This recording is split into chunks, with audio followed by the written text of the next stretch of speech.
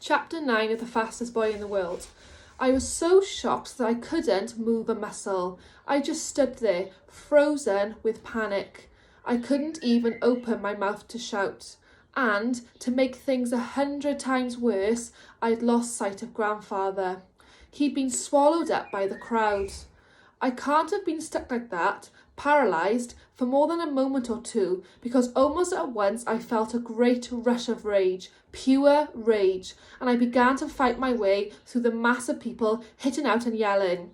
The worst thing was not being tall enough to see over the people's heads. I could tell, though, that there was a bit of fuss going on, further on, because people were calling out angrily, "Hey, mind out, don't push, stop that." I wormed my way through to where the shouts were coming from, hoping like anything that they'd stop the thief. And then I got another shock, because someone to one side of me was calling out my name. "Solomon, over here, Solomon!" I jumped up, trying to get a glimpse over the shoulder of the woman beside me, and there, just beyond her, was Kebede. He was grinning like crazy, and holding my pouch up in his hand. I felt as if I'd been punched, as if the breath had been knocked out of me. I trusted Kebede. I'd liked him, but he was just a thief, after all, a thief who'd stolen my money. And now he was teasing me with it, laughing at me because I was a hick from the country. With one last desperate push, I got past the woman and reached him. I grabbed my pouch out of his hand and shoved my face right into his. "You dirty thief," I shouted at him. "You, hey!" He put his hands up as if there would be... He'd put his hands up, and if there'd been more room, he'd have backed away from me. "I didn't steal your thing. I was waiting for you to come out of that office building. I thought it would be fun if we watched the procession together. I saw the kid who was tracking you and the accomplice guy who gave you a push. I knew what they were up to, but before I could warn you, one of them got out a knife and cut your purse string. The big guy went off quickly, but the smaller one, who had your pouch, got stuck in the crowd. So I gave him a good old punch in the guts and he doubled over and I grabbed your purse back. Here, give it back to me and I'll tie it in a knot in the string. You can put it on again, but keep it inside your shirt this time." I was so relieved I had just handed the pouch back to him.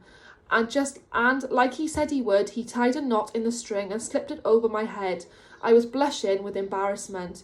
How could I have called Kebede a thief? He'd never want to be my friend now. "I'm really sorry I said all that," I blurted out at last. I know what you thought, but don't bother about it now. Come on, we've got to hurry. They'll be here in a minute, and I know a really good place where we can watch the procession." Then I remembered Grandfather and my stomach dropped again. "I can't. I've got to find my grandfather. He'll be going crazy." "It's too late for that," Kebede said cheerfully. "He'll be way ahead by now, and how are you going to find anyone in this crowd? You'll catch up with him again when the procession's gone by." "Come on, they're nearly here." He grabbed my arm and pulled me after him, and then I found myself right at the back of the crowd again, squashed up against a tall building. "We won't be able to see anything from here," I started to say, but then I saw the pipe running down the outside of the building and I got the point at once. Kebede was shinning up it already. He reached a windowsill and managed somehow to twist himself round so that he could sit on it with his legs dangling down. "Hurry up, Solomon," he yelled down at me. "They're coming." I'm not that brilliant at climbing, to be honest. There aren't too many trees round where we live, and the ones there are get cut for firewood or fence posts as soon as they're a bit tall. But I was up that pipe as if I'd been climbing all my life. Kebede gave me his hand to help me up the last bit, and he edged further along the windowsill so that I could sit beside him. I forgot about Grandfather. I forgot about everything, because my heart was pounding with excitement and a sort of bursting pride at being Ethiopian and a longing for I didn't quite know what. This was the moment the whole country had been waiting for. The Olympic Games had been a triumph for our runners again, and now the champions were returning, and I, Solomon, was there to greet them. It was the best moment in my whole life. We could see right over the heads of the crowd. The road was empty of traffic and all the people were crammed onto the pavements at the sides, with policemen holding them back to keep the roadway clear. That's the picture.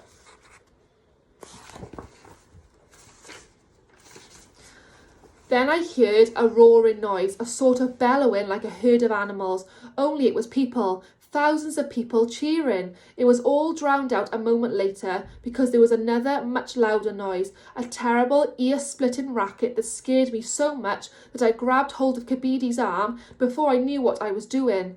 "It's okay," he yelled, right in my ear to make himself heard. "It's only a helicopter, see?"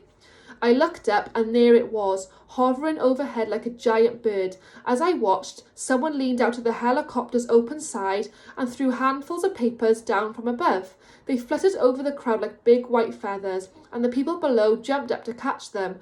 I'd never seen anything so strange in my life. I was so fascinated, I forgot about everything going on down in the street. But then, the helicopter seemed to roll over onto its side, and a moment later it turned and had flown off. I couldn't see it anymore. Down in the street, a whole forest of Ethiopian flags had appeared. Our national colours were everywhere, red and green and gold, draped over people's shoulders and waving in the air. I was shivering with joy. "Isn't this great?" shouted Kabidi, nudging me so hard I nearly fell off the windowsill. Then, from far down the road, we saw them coming, bands of men. They were running. They carried poles over their shoulders with flags fluttering from them. They were shouting even louder from the cheering crowds. They came closer and closer until I could hear them. "Ow!" they were chanting. "Ow, ow, ow!" Sweat glistened on their cheeks. The crowd was on fire, yelling and clapping, and the women were crying out, "Ah la la la," at the top of their voices. And then there was a blare of motor horns and police sirens, and the rumble of engines, and several jeeps of policemen with outriders on motorbikes came past, the sunlight glinting on their white helmets.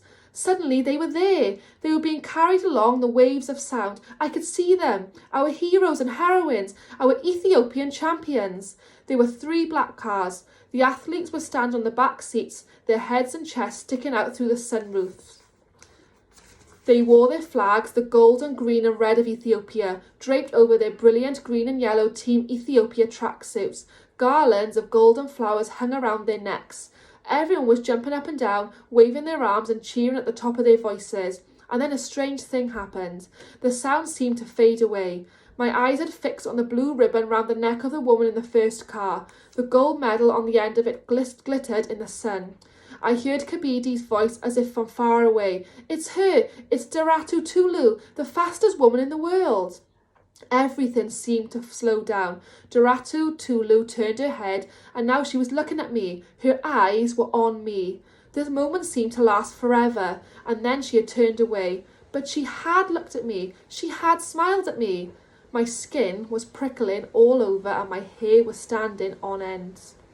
A moment later they had gone, and the crowd was spilling out into the street, walking off in every direction. "Wasn't that great, Solomon? Didn't I get us a good place?" Kabidi said. I hardly heard him because someone was tugging on my foot. I looked down into the angry face of a policeman. "What are you kids doing up there? Get down here at once." "Sorry, sir," said Kabidi meekly. "We're not doing any harm. We only wanted to watch." He turned round in one easy move, put his hands down on the sill, launched his body off, dangled in the air for a moment and dropped to the ground. I still couldn't move. A vision had exploded in my head. "I had seen them," I explained seriously to the policeman. "I had to know what it's like, because one day that's going to be me. One day I'm going to win gold at the Olympic Games."